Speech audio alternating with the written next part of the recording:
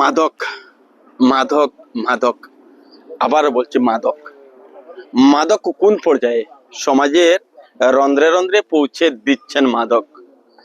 আমি ঠিক এ সময়ে রয়েছি, এখানে ভাগা বাজারে মেলা চলছে গত কয়েকদিন থেকে, আনন্দ মেলা, ছোট্ট মেলা, গ্রামীণ মেলা।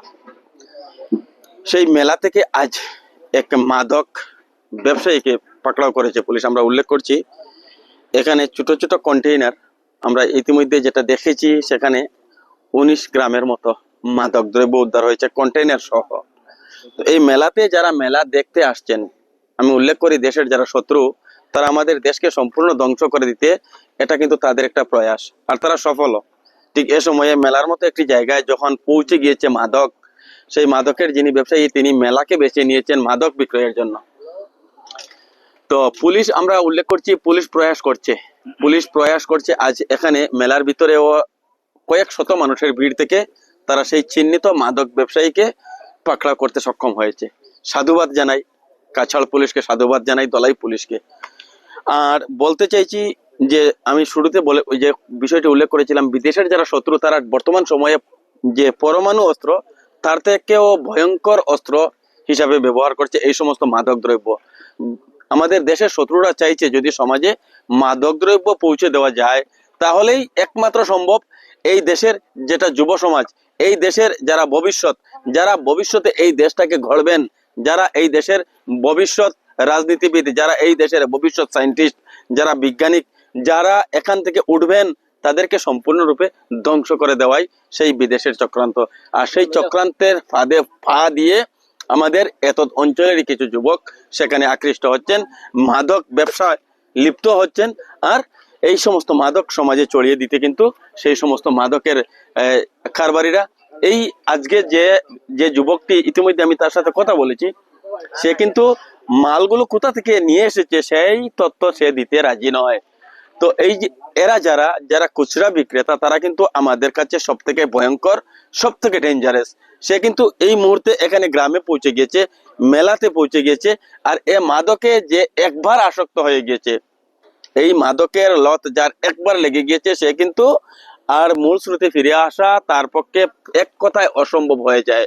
যদি একবার কেউ সেই ঘ্রাণটা সঙ্গে নেয়, তার পরবর্তীতে সে কিন্তু বারবার সেই সমস্ত মাদক শোঙার চেষ্টা করবে। সেটাই হচ্ছে বাস্তবতা। আমরা দেখি যারা আসক্ত, ঠিক এ সময়ে অনেকজন আছেন অত্যন্ত ভালো ভালো ঘরের সন্তান, সে কিন্তু এক সময় ঘরে চুরি করে, সমাজে তার কোনো ইজ্জত থাকে না, পরবর্তীতে সমাজে চুরি করে, তার পরবর্তীতে একটা সময় সে মাদকাসক্তির কারণে পয়সা জোগাড় করতে না পেরে চুর তকমা লাগে, যেটায় সেটায় মার খায়, রাস্তায় ঝিমাতে থাকে বিভিন্নভাবে। তার সমাজের যে সে যে মানুষ, সে যে একজন সামাজিক জীব, সেটা তার কাছে আর সেই বোধগম্যটুকু থাকে না। আমরা ইতিমধ্যে বেশ দেখেছি এভাবে চিত্র, অনেককে দেখেছি আমরা। ঠিক এ সময়ে তার মরার বয়স হয়নি, এখনো তার মরার বয়স হয়নি, কিন্তু সে অকালে মরে গিয়েছে। তো আমরা অতীতেও বারবার আপনাদের উদ্দেশ্যে তুলে ধরেছি, আরো একবার বলতে চাইছি যে মাদককে না বলা সেটার প্রয়াস ইতিমধ্যে শুরু হয়েছে আমাদের অঞ্চল থেকে। যেভাবে সমাজ থেকে মাদককে সম্পূর্ণ নির্মূল করা যায় সেই প্রয়াস শুরু হয়েছে। এখানে মসজিদ সমন্বয় সমিতি সেই প্রয়াস শুরু করেছে। আমরা দেখি গত 4-5 মাস থেকে তারা বিভিন্ন সভা সমিতি এবং সচেতনতা বৃদ্ধি করছে। সেই সমস্ত সচেতনতা বৃদ্ধি এবং প্রতিনিয়ত পুলিশি ধরপাকড়, তার মধ্যেও কিন্তু আমরা দেখি যে হিউজ কোয়ান্টিটিতে একদিন 2 দিনের ভিতরে আমাদের কাছাড় পুলিশের যেটা ফেসবুক পেজ রয়েছে, রাজ্যের মুখ্যমন্ত্রী ডক্টর হিমন্ত বিশ্ব শর্মার যেটা ফেসবুক আইডি রয়েছে, টুইটার রয়েছে, সেগুলোতে আমরা প্রতিনিয়ত এভাবে তথ্য পাই যে বরাক উপত্যকার বিভিন্ন প্রান্ত থেকে মাদক দ্রব্য উদ্ধার হচ্ছে। আর একটা সময় সেই মাদকের যেটা যে এই ধরনের যেটা মাদক ব্যবসা বা এ সমস্ত জিনিস একটা সময় কিন্তু সোনাই পূর্বাঞ্চল ছিল নাম করা, আর বর্তমান সময়ে দক্ষিণ দলাই সেখানে অনেকটুকু এগিয়ে গিয়েছে। এখানে সব থেকে উদ্বেগের যেটা বিষয়, সব থেকে উদ্বেগজনক যেটা বিষয়, আজকে আমরা যারা সচেতন নাগরিক রয়েছেন সমাজের, তারা নিশ্চুপ রয়েছেন। আর তাদের সেই নিশ্চুপতা কিন্তু একটা সময় এই সমস্ত সমাজে মাদকের যেটা ছড়াছড়ি সেটা কিন্তু উত্তর বৃদ্ধি পাচ্ছে। আর সেটাকে দমাতে হলে যারা সচেতন নাগরিক রয়েছেন, সমাজ সচেতন যারা রয়েছেন, তাদের ভূমিকা কিন্তু অত্যন্ত গুরুত্বপূর্ণ।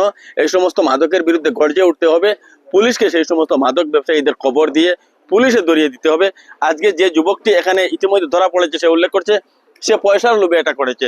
হতে পারে সে সে সে নতুন, সে গরিব ঘরের। এটা কিন্তু খুচরো মার্কেটে আমি জানি না এক একটি বায়েলের দাম কত হবে, আমার আমার অনুমান নেই। বায়েল সহ তার কাছ থেকে 23টি বায়েল উদ্ধার হয়েছে ঠিক এ সময়ে। আমি তার নামও এখনো পর্যন্ত জিজ্ঞাসা করিনি।